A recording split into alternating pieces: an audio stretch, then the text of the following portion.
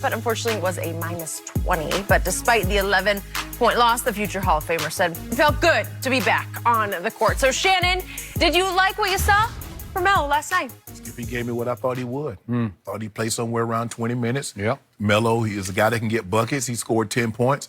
But you can see there's a difference between putting up shots in a gym by yourself and playing in an NBA game. As the game wore on, he wore down, and his shot, like, wow. He started looking like the guy that was in OKC, looking like the guy that was in Houston, Skip. Yeah. People don't realize he also had to stop in Atlanta. He had to stop in Chicago. He didn't, he just laid over. He didn't really stop. He laid over. He's got to get his legs back under him, Skip. It's probably going to take 2 or 3 weeks. Like I said, he's been off for a year. A year. I mean, think about that. He wanted to keep playing. No one said no, and no one was willing to, take him on. And, Portland got desperate. But Skip, Portland doesn't need scoring. They got Dame. Dame and CJ can either get you 50 on a given night. Dame can get you 30 on most nights. They can't stop anybody. And guess what? Melo that we know and love, Skip, had double to everybody else plus minus. Minus 20, 24 minutes with 4 fouls. Skip, Melo is what he is. I love Melo. I used to go to the Nuggets game, have my Melo jersey on. As a matter of fact, someone sent me a video, Skip. Really? I was sitting courtside when LeBron came to play Melo at the Pepsi Center in Denver. I had a Melo jersey on. Uh-oh. Yeah. Blasphemy. Hey, what you think I'm going to go to? You actually think I'm going to go to a Nuggets game? If you had the courage of your I ain't got no. Let's go. This is a new relationship. Building. Yeah, we had to build. Yeah, he had to grow on me. Okay. Skip, look, I hope that Melo can. Skip, it's just hard for a guy that wants to play, and no other superstars had to go through this. No other superstars had to go through what Melo, wanting to play and be out of the game for a year, gets called back, and everybody from LeBron to KD to Kyrie and everybody like, man, Melo can still play. Melo can still play. It's almost like they're lobbying and politicking for him to get back on a team, and he had to go through this. I just wish him the best. I just don't know. Is there anything that he can do to change the way people perceive Melo? I don't think so, Skip. And I don't think it's going to be much better than what happened in OKC and in Houston when it's all said and done. So you can accuse me if you want of going soft on this, but I'm just being honest. My heart hasn't been warmed the way it was last night for a long time. It just did my heart good just to see him in an NBA uniform, in an NBA game, on my TV, to the point for first couple of minutes, I was like, am I seeing a ghost here?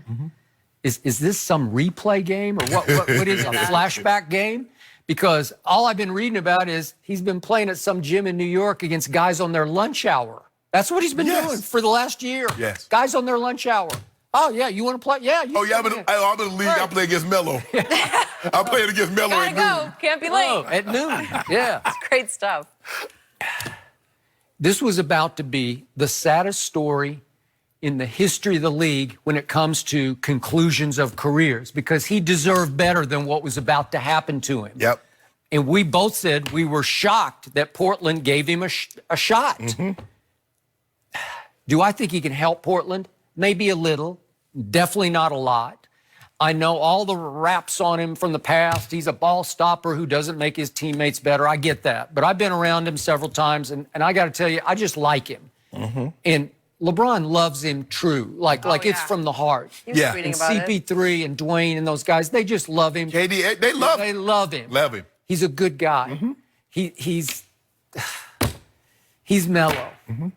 And he will shoot it. And he came out last night and took their first 2 shots like I never left, man. He hit that 3. He hit a 3. He missed the first one, then he made a 3. And I was like, that's big time. Yeah.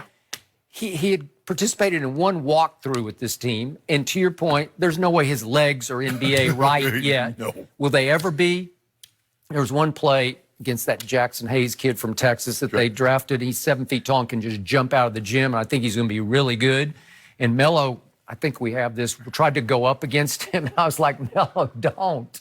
But at least he tried. That's gumption, man. That's thinking I'm still Melo. Yeah. And at least he tried. And they asked Jackson Hayes after the game. And he said, well, he just showed his passion. I think Jackson Hayes was like shocked that he went at him. I don't know if he's trying to dunk it or just draw the foul, but he tried. And yet, I didn't see much lift, and maybe we won't see much lift the rest of the year. But Portland is different than the star power that he joined in Oklahoma City and Houston. That's just me. It's different. It feels different because Dame and CJ are very good. I don't consider either one of them what I would call a superstar, but they're both really good at what they do off radar up in Portland. So I think Dame's a superstar. Okay, well, we can go back and forth, but I haven't seen superstar in the postseason except he made one shot against Russ at Oklahoma Well, you City. saw what he did against OKC. He was Skip. He was dynamic that whole series. I saw what he didn't do against Golden State. Yeah, he but didn't that's close. okay. He didn't close. I don't want to get into that right now. But I do think that Dame and CJ look at Melo a little bit more as a big brother. So I think his presence in their locker room, and I read bits and pieces like the locker room has been a little divided. I don't know there's some tension in the locker room where they don't get along all that well. And maybe Melo can help unify the locker room. Maybe he can give them some big guy presence because he can't play big guy basketball anymore like he used to. He's not going to lead the league in scoring.